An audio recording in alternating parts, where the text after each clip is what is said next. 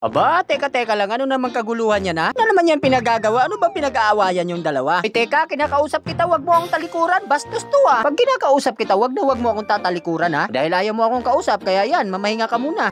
Dito maghihintay ako ng tamang tiyempo mga idolo. Ngunit panoorin nyo kung paano ako pagpuputukan itong kardo. Grabe naman talaga. Oh, di pa nakontento. Aba, hinabol pa ako. Salamat yun, mabuti na lang nailigtas mo ako. Gurado, kung di nasipa ni Chu yun, ay talagang tapos ang buhay ko. Teka, parang nakonsensya ako doon mga idolo. Pero mo nagbuwis ng buhay yung Chu doon. Mailigtas lang ako. Grabe naman, napaka-sweet naman. Yaan mo Chu, may adlaw rang mulabang. Pinti ko nato na silag malibang. Oh, pasensya na mga idolo ha. Mga Bisaya lang makakaintindi nun. At dito sa pagkanta ng Odette mga idolo, akala ko makakapitas na kami dito. Nit maling akala lang pala ang lahat mga idolo. Sa pagsugod ko dito kay Cardo, abay pinutok-putokan ako. Grabe naman, tabay inutusan pa ako na i-content ko daw to. O sige, dahil ginusto mo, edi ko content natin to. At dito mga idolo sa aking muling pagkabuhay, agad akong naghanap ng away. At dito nga lahat ng makikita kong kalaban mga idolo, agad kong pinagpapalo ang mga to. At sa kasamaang palad mga idolo, wala man lang akong napitas doon dahil kulang pa tayo sa Nagulat ako dito mga idolo kasi bigla na lang sumisid yung sirena. Kaya yun mga idolo, sa paghampas ko'y natulog yung loko.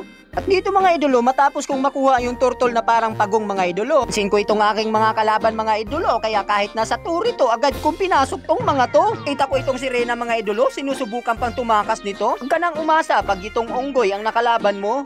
To habang pinagmamasdan ko ang aming mga kalaban mga idolo, dito sa pagpasok kong mga idolo, maririnig natin ang awiting nakakamatay. Naman talaga tong kanta ni Odette mga idolo. Tapos nakita ko, pinagtulungan nila dito. Tomboy na grabe kung manghampas mga idolo. At dito hindi pa nakontento si Cardo mga idolo, agad kaming pinagpuputukan nito. Kaya sa takot namin dito mga idolo, ay kanya-kanyang pulasan kami rito. Dito kukunin ko na sana yung Lord mga idolo. Ngunit napansin ko itong Hilda na pinagtataga yung mga kasama ko. Dito sa galit ko mga idolo ay agad kong pinaghampas tong mga to. At yun, hinimatay na naman yung Hilda mga idolo. Napansin ko na naman itong Julian mga idolo. Ito talaga ang lukong to. Alam niyang gusto ko siyang kausapin dito mga idolo. Ngunit nagsisitakbo ito. Ngunit nagkamali siya mga idolo. Akala niya atay makakatakas pa sa akin ang loko. Kaya ayun mga idolo, sa galit ko'y pinagpahinga ko muna ito.